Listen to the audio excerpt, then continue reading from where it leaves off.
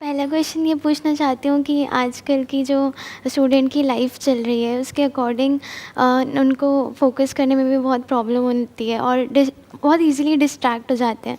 सो उनकी ऐसी कैसी रूटीन होनी चाहिए जिससे कि वो उनका माइंड की ग्रोथ हो एंड ऐसी डेली रूटीन बताइए जो एक चीज़ तो मस्ट हो कि हाँ उनको ये करना है जिससे उनके माइंड का डेवलपमेंट एंड ग्रोथ हो।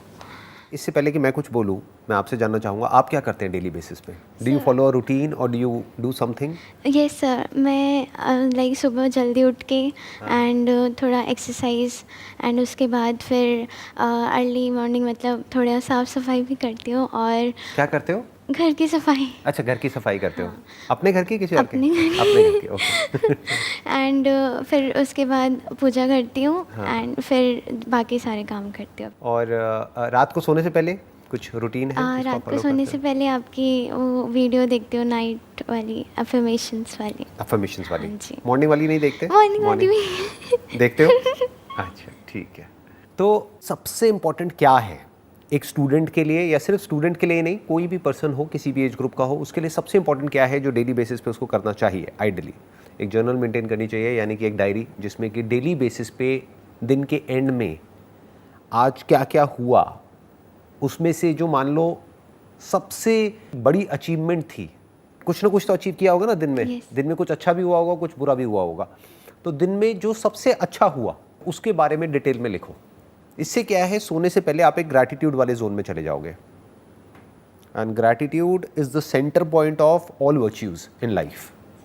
जिसके अंदर ग्रैटिट्यूड नहीं है उसके अंदर पेशेंस नहीं है, उसके अंदर खुशी की बातें हम कर सकते हैं लेकिन एक्चुअल में खुशी, कंटेंटमेंट, पीस, ये सब चीज़ें हो ही नहीं सकती बिना ग्रैटिट्यूड के। जी। तो सोने से पहले उस डायरी में ये लिखना है कि आज सबसे अच्छा क्या हुआ। मिनिमम एक, maximum could be depending upon कि भाई आपकी लाइफ कितनी अच्छी है, कि अगर आप 2-3 चीज़ें भी लिख सकते हो तो बहुत बढ़िया है, बट एक तो लिखनी है डेली बेसिस पे रात को सोने से पहले। प्लस उसके साथ साथ में उस डायरी में या अलग से किसी पेपर में सबसे इंपॉर्टेंट आपको क्या अचीव करना है अगले दिन में, उसको भी प्रायोरिटाइज कर लो। जैसे हो सकता है आपको 3 काम करने हैं जी। उसमें भी आप प्रायोरिटाइज कर लो कि सबसे इंपॉर्टेंट ये है, फिर सेकंड प्रायोरिटी पे ये है, थर्ड प्रायोरिटी पे ये है। एंड कहा जाता है ईट द फ्रॉग फर्स्ट। जो ऐसा काम है जो आपको करना बिल्कुल भी पसंद नहीं, उसको सबसे पहले करो। यूजुअली हम क्या करते हैं, हमारी ब्रेन क्या करती है, उसको सबसे एंड में डाल देती है, फिर वो काम होता ही नहीं है, फिर वो प्रोक्रास्टिनेट होता रहता है। तो जो भी काम आपको लगता है सबसे इंपॉर्टेंट है उसको टॉप प्रायोरिटी पे डाल दो। You must have something to get excited about for the next day. बहुत ज़रूरी है कुछ भी ऐसा है जो मेरे को आज मैं जिस भी लेवल पर हूँ उससे एक स्टेप और आगे ले जाएगा।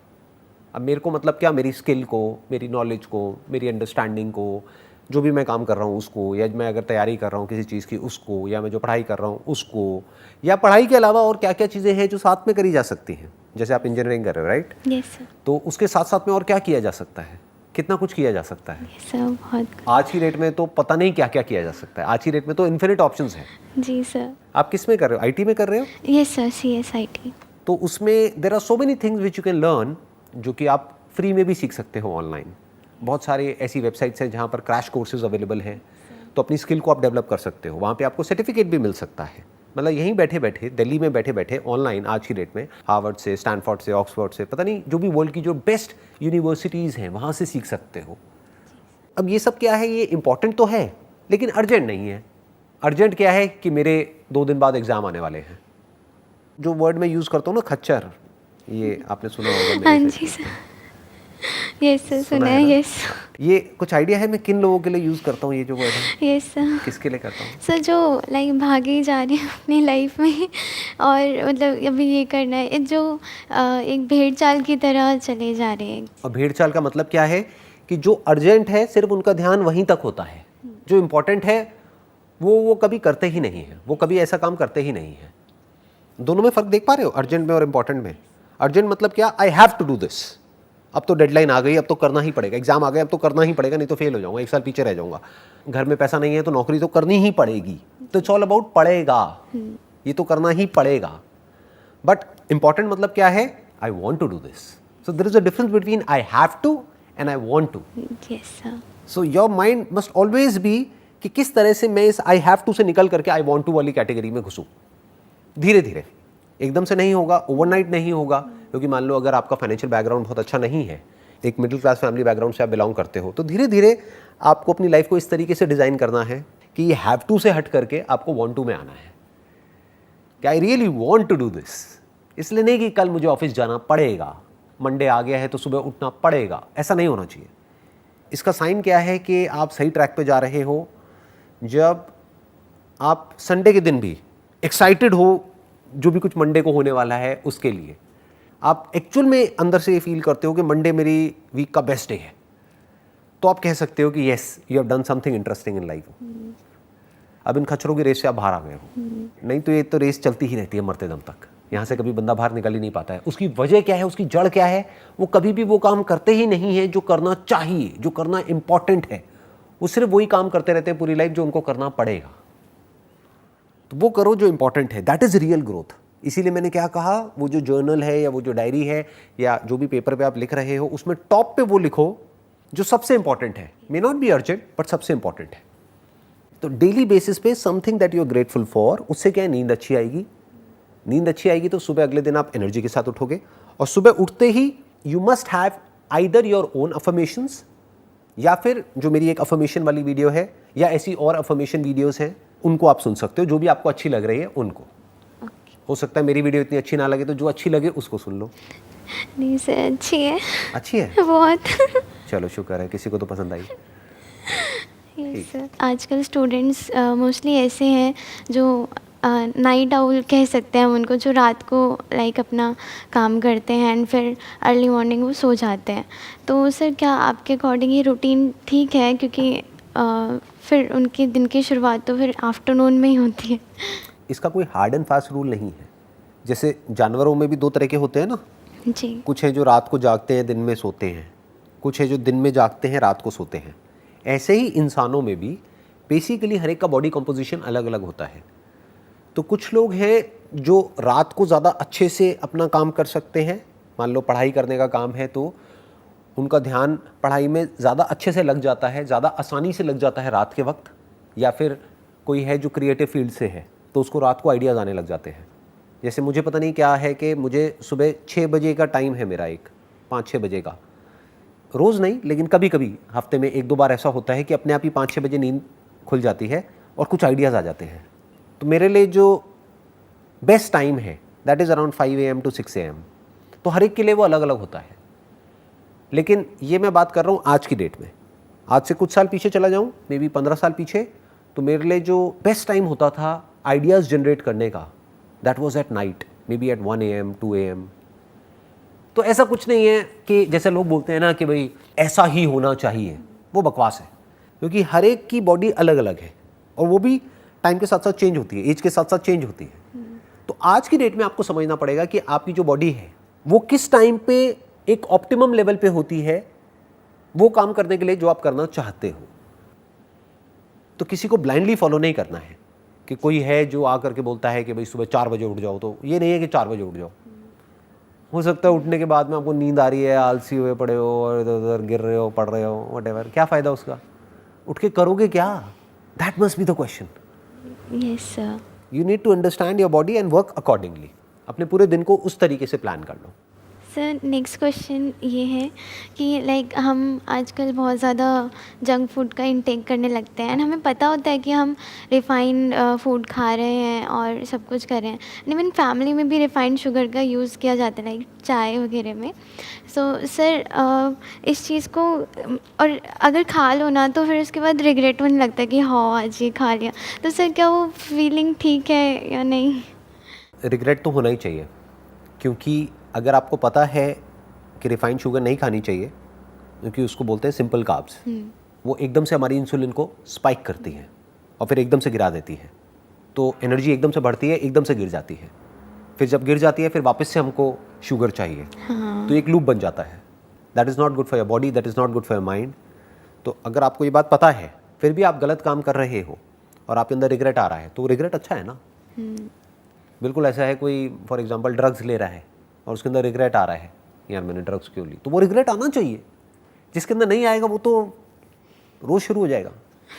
ऐसा होता है कि मतलब जैसे अभी मैं बहुत कम इनटेक करती हूँ, जैसे कभी कहीं बाहर जाना हो तब, बट जब कभी कभी भी करो ना तब भी फिर वो रिग्रेट आने लगता है बाहर कि आज खा लिया हो। मैं आपको आइडिया देता हूँ। फॉर एग्जाम्पल आपकी वीकनेस है शुगर, तो अब आप क्या करोगे, इसको जोड़ दो किसी ऐसे काम के साथ जो आपको करना पसंद नहीं है लेकिन इंपॉर्टेंट है। ओके। फॉर एग्जाम्पल आपको एक्सरसाइज करना पसंद नहीं है, तो इसको जोड़ दो एक्सरसाइज के साथ कि अगर मुझे शुगर खानी है इतनी कैलोरीज, तो उसकी एक बेसिक सी कैलकुलेशन होती है कि मान लो अगर आपने 15 ग्राम शुगर खाई तो इंटू 4 कर दो, 60 कैलोरीज हो गई। तो अगर 60 कैलोरीज मुझे शुगर खानी है तो मैं पहले 120 कैलोरीज बर्न करूंगी, फिर 60 कैलोरीज खाऊंगी, तो कोई दिक्कत नहीं है, वहां पे रिग्रेट नहीं होना चाहिए। आपने क्या किया, इसको जोड़ दिया किसी ऐसे काम के साथ में, इस रिवॉर्ड को जोड़ दिया किसी ऐसे काम के साथ में जो करना चाहिए लेकिन आप करते नहीं हो।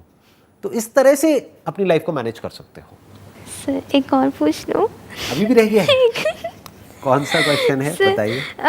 सर ऐसा होता है कि लाइक जैसे जैसे हम टाइम के साथ साथ बड़े होते जाते हैं तो बिहेवियर चेंजेस बहुत सारे आते हैं। तो अगर हमें फिर खुद भी डर लगने लग जाता है कि अगर हमें लाइक जैसे मैं अपना ही एग्जांपल लूँ तो मुझे गुस्सा नहीं आता था पहले, बट अब धीरे धीरे थोड़ा सा आने लगा। सो मुझे डर लगता है कि मैं किसी को हर्ट ना कर दूँ इसकी वजह से। सो उस चीज़ का इमोशनल बैलेंस कैसे रखें? आपकी आवाज़ से तो नहीं लग रहा कि आपको सर गुस्सा आता है। मतलब ऐसे नहीं आता। जब आप गुस्सा करते हो तो सामने वाले हंसते हैं या सीरियसली उनको बुरा लगता गुस्से है? में मुझे रोना आ जाता है। अच्छा, तो आपका गुस्सा थोड़ा अलग टाइप का है। आई एम सॉरी, मुझे हंसी आ रही है। आप गुस्सा करोगे कैसे, पहले मेरे को करके दिखाओ एक बार, आप कैसे करोगे गुस्सा? सर अभी नहीं आएगा। जैसे मान लो किसी ने आपसे कुछ उल्टा बोल दिया, आप यहाँ से जा रहे हो, अपने घर जा रहे हो और किसी ने कुछ बोल दिया आपको, अब कैसे गुस्सा करोगे? सर अगर मैं उसको नहीं जानती तो मैं इग्नोर कर दूंगी। आप इग्नोर कर दोगे? बट हाँ, अगर अब्यूसिव हो रहा है कोई तो मैं बोलूँगी कि कैसे बोलोगे? उनको बोलूँगी कि प्लीज़ आप ऐसे मत बोलिए। ये आप गुस्सा कर रहे हो? सर और अगर जैसे अभी मेरी लाइक प्लीज़ आप ऐसे मत बोलिए, ऐसे मत बोलिए, उसके बाद भी अगर वो बोलता है या बोलती है व्हाटएवर, तो सर थोड़ा अगर चिल्लाना हो तो चिल्ला दूँगी। कैसे कैसे सर कैसे मैं गुस्सा बोल करोगे? दूँगी कि मैं आपसे आराम से बात कर रही हूँ तो आप भी आराम से बात कीजिए। अब थोड़ा थोड़ा गुस्सा मुझे नज़र आ रहा है। अब थोड़ा नज़र आया, ठीक है, तो है इसका मतलब आपके अंदर गुस्सा है। कुछ भी बुरा नहीं होता है लाइफ में, ये समझना ज़रूरी है। जैसे लोग होते हैं ना, वो बोलते हैं मेरे को पॉजिटिव थॉट्स आने चाहिए, नेगेटिव नहीं आने चाहिए। ये बेवकूफ़ी की निशानी है। पॉजिटिव और नेगेटिव क्या होता है, ये तो हम ही ठप्पा लगा रहे हैं ना, हम लेबल लगा रहे हैं, ये पॉजिटिव है ये नेगेटिव है। आपके ऊपर है आप उसको क्या मीनिंग दे रहे हैं। क्या है आपका पास्ट, कुछ एक्सपीरियंसेस हैं जो आपके साथ में हुए हैं, वो एक्सपीरियंसेस अपने आप में ना अच्छे होते हैं ना बुरे होते हैं, उसको आप मीनिंग दे देते हैं अपने माइंड में। उस मीनिंग के बेस पे आपकी आइडेंटिटी बनती है, उस आइडेंटिटी के अकॉर्डिंग थॉट्स और फीलिंग्स और इमोशंस जनरेट होते हैं। फॉर एग्जाम्पल इस तरह के नेगेटिव इमोशंस आ रहे हैं, नेगेटिव फीलिंग्स आ रही हैं तो नहीं आनी चाहिए। उन सब की अपनी एक जगह है। Those are like sign post. Sign post का मतलब समझते हैं आप? साइन पोस्ट समझते हैं क्या होता है? नहीं। जैसे रोड पे जाते हैं तो एक साइन पोस्ट नहीं आता है यस कि ये जगह अब इतने किलोमीटर दूर है यहाँ से। For example you are feeling sad, you are feeling depressed, तो वो बुरा नहीं है, that is like a sign post कि आप कहीं कुछ गलत कर रहे हैं, समझ जाओ, नहीं तो वो चीज़ बढ़ने लग जाएगी। फॉर एग्जाम्पल आपका मूड बेवजह ही बहुत ख़राब रहने लग गया है, तो वो बुरा नहीं है। लोग क्या करते हैं, उसको इग्नोर करते हैं, डिनायल मोड में चले जाते हैं। लोग ऐसे शो करते हैं नहीं कुछ हुआ ही नहीं है। देखना, ध्यान से समझना, दोनों में फ़र्क समझना। एक है डिनायल मोड कि आप उसको पुश करने की कोशिश कर रहे हैं, आप उसको ऐसे शो कर रहे हैं अपने आप को औरों के सामने कि नहीं मेरी लाइफ में तो कोई प्रॉब्लम है ही नहीं, बाहर से हंस रहे हैं लेकिन अंदर से परेशान है। ये हो गया डिनायल मोड कि आपकी लाइफ में कोई प्रॉब्लम है, बट उस प्रॉब्लम को सॉल्व करने की बजाय, उस प्रॉब्लम को फेस करने की बजाय आप एक डिनायल मोड में हो। आप अपने आप से झूठ बोल रहे हो, आप अपने आप को कह रहे हो नहीं नहीं मेरी लाइफ में कोई प्रॉब्लम नहीं है, जबकि एक्चुअल में है, तो आप उस प्रॉब्लम से भाग रहे हो। दूसरे तरह के लोग कौन होते हैं, जो उस प्रॉब्लम के अंदर ही इंडल्ज हो जाते हैं कि मेरी लाइफ में ये है वो है वो है वो है वो है। दोनों में कोई फर्क नहीं है, दोनों ही जाकर के उस प्रॉब्लम में फंस जाते हैं। मैं क्या कह रहा हूं, ध्यान से समझना। अगर कोई भी उल्टे थॉट्स आ रहे हैं जो रेपिटेटिव है, कभी कभी आया गया कोई फर्क नहीं पड़ता, बट जो रेपिटेटिव है, एक तरह का एक पैटर्न बन रहा है, एक तरह की एक साइकिल बन रही है and you are not feeling good about those thoughts and feelings and emotions, तो इमीडिएटली देखो कि वो किस तरफ इशारा कर रहे हैं. That is basically an outcome of something that you are doing. उसका अपने आप में कोई मतलब नहीं है. फॉर एग्जाम्पल, आप बैठ करके पूरे दिन कोई न्यूज़ चैनल देखते रहो जहाँ पर उल्टी सीधी कोई भी न्यूज़ आ रही है, तो आपको अपने आप ही बुरा फील होने लग जाएगा. तो अब आपको ये नहीं करना कि मेरे को बुरा फील ना हो या मुझे बुरा फील नहीं हो रहा है. आप न्यूज़ चैनल देखे जा रहे हो, आपको बुरा फील हो रहा है, लेकिन पूरी दुनिया के सामने आप कैसे रिएक्ट कर रहे हो कि मैं बहुत खुश हूँ. खुश कैसे हो सकते हो? आपको डर लग रहा है, लेकिन बाहर से आप क्या शो कर रहे हो? नहीं, मुझे डर नहीं लग रहा है. आप एंशियस हो अंदर से, लेकिन बाहर से क्या दिखा रहे हो? नहीं, मेरे को कोई एंजाइटी नहीं है. ये हो गया डिनायल मोड. या फिर क्या है, जो न्यूज़ चैनल वाले आपको डरा रहे हैं चीख चीख करके, आप और डरते चले जा रहे हो और ये कह रहे हो कि मेरे को क्या हो रहा है, मैं इतना डर क्यों रही हूँ, ये वो. उस वक्त करना क्या है? Look at it as a sign post कि मुझे बुरा फील हो रहा है. क्यों हो रहा है? मैं क्या गलत कर रही हूँ? तो इमीडिएटली आपको आंसर मिलेगा, अच्छा ये जो बुरा फील हो रहा है वो इस वजह से हो रहा है क्योंकि मैं कुछ बुरा देख रही हूँ, बुरा सुन रही हूँ, इस वजह से हो रहा है. तो अगर मैं वो बुरा देखना बंद कर दूँ, बुरा सुनना बंद कर दूँ, कुछ अच्छा देखना शुरू कर दूँ, कुछ अच्छा सुनना शुरू कर दूँ, कुछ अच्छा सोचना शुरू कर दूँ, एक डायरी मेंटेन करूँ, उसमें लिखूँ अपने सारे के सारे थॉट्स को. इनफैक्ट ये क्लैरिटी लिख करके ज़्यादा जल्दी आएगी आपको. जब भी कभी कुछ बुरा लग रहा है ना, लिखने लग जाओ, थोड़ी देर में अपने आप ही आपको अंदर से जवाब मिल जाएगा. अच्छा, इस वजह से ऐसा हो रहा है, ये मैंने पास्ट में हुआ था, उसको गलत मीनिंग दे दिया है, उसको मैं ये भी तो मीनिंग दे सकती हूँ. तो मीनिंग चेंज करते ही एकदम से सब कुछ चेंज हो जाता है. थॉट्स, फीलिंग्स, इमोशंस ऐसे ही बदल जाते हैं एक सेकंड में. You got the difference? आपको क्लियर हुआ? Yes sir. सर, अब जैसे मुझे गुस्से में ना रोना आ जाता है, तो सब मुझे ऐसा कहते हैं कि ये वीकनेस है, तुम मतलब वीक क्यों हो रहे हो. तो रोना क्या वीकनेस में आ जाता है? नहीं, रोना तो बहुत अच्छा होता है, क्योंकि जिसको रोना आता है वो बड़ी जल्दी हल्का हो जाता है या हो जाती है. एग्जैक्टली. तो वो तो बहुत अच्छा है. हाँ, पूरे दिन आप रोते रहो तो बात अलग है. कभी कभी रोते होगे आई थिंक. Sir yes. मतलब जैसे एवरेज क्या है हफ्ते में? नहीं 15-20 बार? महीने में महीने में कभी कभी, जैसे अगर कुछ थिंग्स वर्कआउट नहीं कर रही होती महीने में तो. एक आध बार? हाँ. तो ठीक है, चलता है ना. आप अगर गुस्से में रो देते हो तो वो अच्छा है, क्योंकि रोना मतलब क्या, जो भी आपकी फीलिंग्स है, आपके इमोशंस है, वो रो करके बाहर निकल रहे हैं ना, बजाय कि किसी को मारने पीटने के. Yes sir. कुछ लोग हैं वो गुस्से में चीज़ें उठा करके फेंकने लग जाते हैं, मारते हैं, पीटते हैं, चीखते हैं, चिल्लाते हैं. उससे फार बेटर है रोना. रोना बुरा नहीं है, बहुत अच्छा है, बहुत हेल्दी है. देयर इज़ अ रीज़न जिसकी वजह से बच्चे बहुत रोते हैं. तो ये नेचर की इंटेलिजेंस है जो हम सबके अंदर फीडेड है, ताकि हम किसी भी चीज़ को होल्ड करके ना रखें. कोई इमोशन है, फीलिंग है, वो आया फटाफट से निकल गया. ये तो बहुत अच्छी क्वालिटी है. इसके ऊपर तो मैं किसी अलग दिन एक पूरा का पूरा सेशन आपके साथ में करूँगा, एक पॉडकास्ट करूँगा, ये समझने के लिए कि इसके पीछे की साइंस क्या है, कि जब भी गुस्सा आए रोने कैसे लग जाओ. तो ये तो बहुत बड़ी साइंस है. मतलब अगर ऐसा आ जाए तो सोचो कितना मज़ा आए. हर घर में पति पत्नी की लड़ाई हो रही है, एकदम से पति रोने लग जाए, पत्नी को वैसी तरस आ जाएगा उस पर. अरे अरे बेचारा. राइट. लड़ाई 1 सेकंड में सॉल्व, खत्म. आई होप आपको जितने भी आपके क्वेश्चंस थे उन सबके आंसर्स मिल गए हैं. यस सर, मिल गए. Wish you all the very best. Thank you. And I must say आपकी स्माइल बहुत अच्छी है. हंसते रहो, कभी कभी रोते रहो, बट हंसते रहो. Thank you sir. Wish you all the best. Thank you.